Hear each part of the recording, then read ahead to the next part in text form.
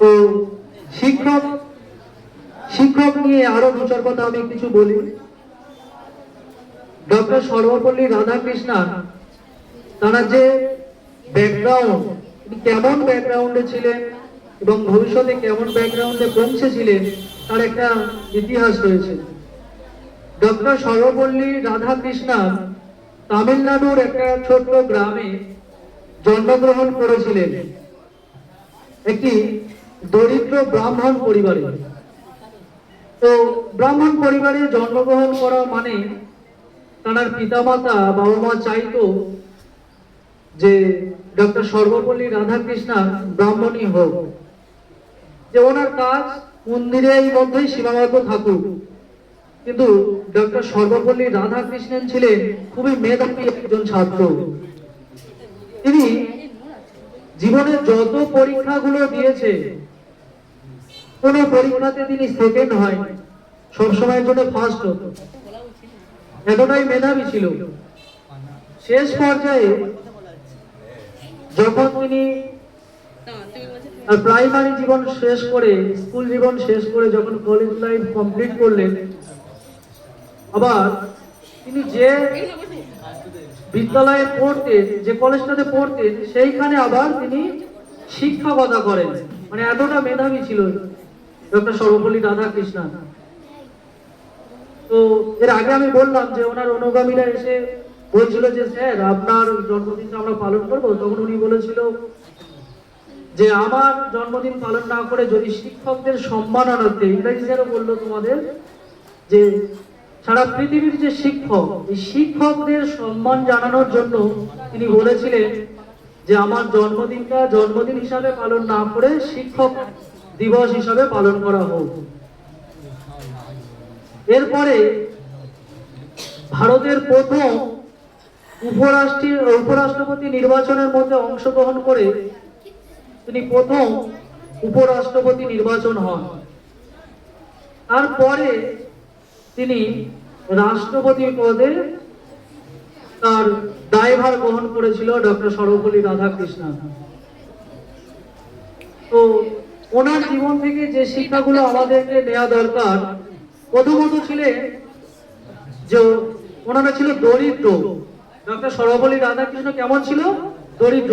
আমাদের অনেকের মনে হয় যে আমাদের পিতামাতা বা বাবা মা আমাদের গরিব, যে আমাদের পড়াতে পারবে না। অনেকের মনে হয় যে আমরা কি করব, কোনো সমস্যার মধ্যে পড়ে যাওয়া। এটা নিয়ে চিন্তা ভাবনা করা। তোমার সামনে আরো অনেক এক্সাম্পল রয়েছে যারা গরিব ছিল কিন্তু তারপরে তাদের নিজস্ব যে চেষ্টার মাধ্যমে কিন্তু তারা একটা ভালো জায়গায় পৌঁছাতে পেরেছে। তো আর একটা কথা ইংরেজিতে তোমাদেরকে বলেছে যে 100 জন শিক্ষক সমান একটা মা। তো মা হচ্ছে আমাদের প্রথম শিক্ষা গুরু।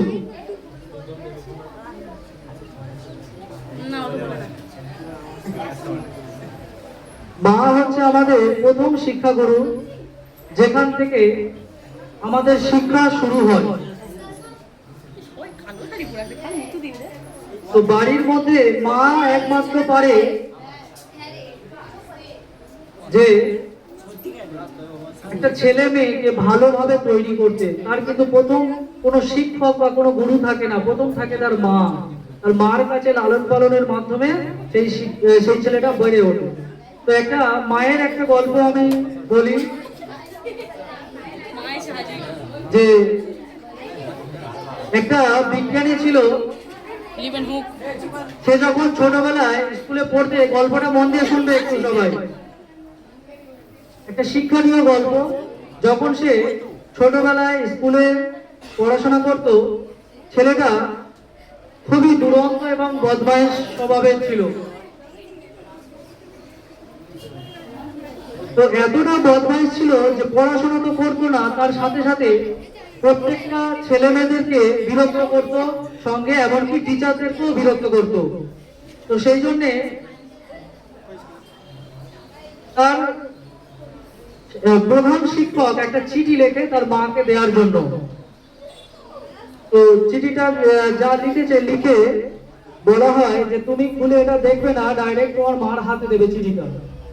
তো ছেলেটা ঠিক সেই রকমই করলো, চিঠিটা নিয়ে তার মার কাছে সেই চিঠিটা দিয়ে দিল। যখন তার মা চিঠিটা খুলে পড়লো, পড়ার পরে ছেলেটা ওর মাকে জিজ্ঞাসা করছে যে মা, স্যার আমার নামে কি লিখেছে ওই চিঠিতে? নিশ্চয়ই কোনো খারাপ, যে আমি বদমাইশি করি এইসব হয়তো লিখেছে। তখন তার মা তাকে বলেছিল যে দেখো, এসব কিছু চিঠিতে লেখেনি যে তুমি বদমাইশ, তুমি খারাপ, এইসব কিছু লেখেনি। চিঠিতে লিখেছে যে তোমার এতটা মেধাবী, মানে তুমি যে এত মেধা তোমার, সেই মেধা বেশি থাকার কারণে আমাদের স্কুলে এমন কোনো শিক্ষক নেই যে তোমাকে পড়াতে পারে। আর মা তাকে কি বলেছিল যে তোমার এতটা বেশি মেধা যাতে সেখানকার কোনো স্কুলের এমন কোনো শিক্ষক নেই যে তারা তোমাকে পড়াবে। ওই জন্য বলেছে যে তোমাকে অন্য স্কুলে ভর্তি করে দিতে।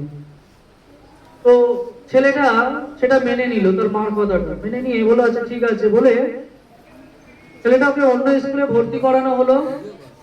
এবং সেখানে সে তার মার গাইডলাইনের দ্বারা সেখানে সে ভালোভাবে পড়াশোনাও করলো। আর আমরা সেই ছেলেটার নাম এখন কেন মনে রাখি, তার একটা বিশেষ কারণ আছে। তার কারণ হচ্ছে সেই ছেলেটা লাস্টে একটা সায়েন্টিস্ট হয়েছিল। এবং তিনি, আমরা যে এখন বাল্ব দেখি, রুম এলইডি লাইট বা বাল্ব যেটা দেখি আমরা, তখন সেটা সে আবিষ্কার করেছিল। বুঝতে পারলে? তো সেই বিজ্ঞানীটার নাম কি তোমরা জানো কেউ? আলভা এডিসন, ঠিক আছে। Nikola Tesla. তো সেই বিজ্ঞানীটার নাম আমরা কেন পড়ি তাহলে? যে সে বাল্ব তৈরি করেছিল আমাদের জন্য, যা কিন্তু আগে কোনো বিজ্ঞানী তৈরি করতে পারেনি ওনার থেকে। তো এখানে আমি এই গল্পটা বললাম এটার জন্যই যে একটা মা কিভাবে একটা ভালো ছেলেকে, এই খারাপ ছেলেকে ভালো ছেলেতে কনভার্ট করে দিল, সায়েন্টিস্ট হয়ে গেল, সেই বিষয়টা লক্ষ্য করবে। এই জন্যে প্রত্যেক মা তার গাইডলাইনের উপর নির্ভর করে যে তার ছেলে মেয়ে কেমন হবে।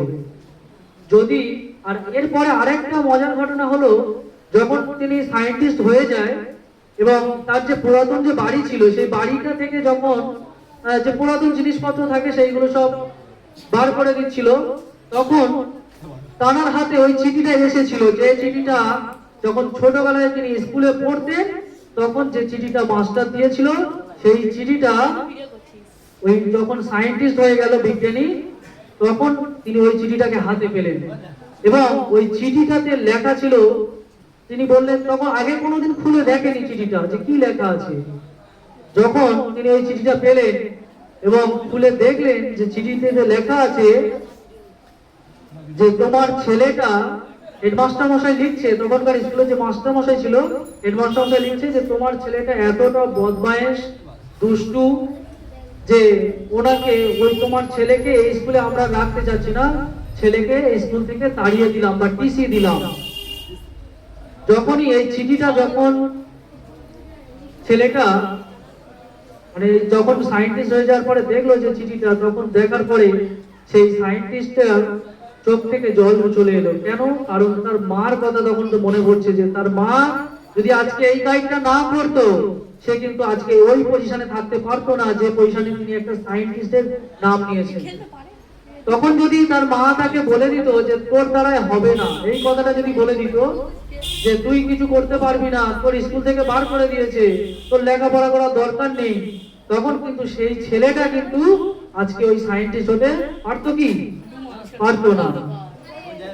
তো এই গল্পটা বলার উদ্দেশ্য এটাই যে একটা মায়েরও কর্তব্য আছে যে তার ছেলে মেয়েকে কিভাবে লালন পালন করবো। আর আমরা সবাই, আমাদের যে যারা স্টুডেন্ট, তাদেরও কর্তব্য হলো যে প্রত্যেকটা গুরুজন তাদেরকে সম্মান জানানো এবং গুরুদের কথাগুলো মেনে চলা। শিক্ষক দিবসের দিনে আরেকটা কথা বলতে গেলে, একমাত্র শিক্ষকরাই চায় যে অন্যের ছেলেরা ভালো রেজাল্ট করুক, তার একটা ভালো জায়গায় যাও। একমাত্র শিক্ষকদের যে পেশা, শিক্ষকদের পেশার মধ্যে কোনোদিন কোনো শিক্ষক চায় না যে ওই ছেলেটা বাজে হয়ে যাক, ওই ছেলেটা খারাপ হোক,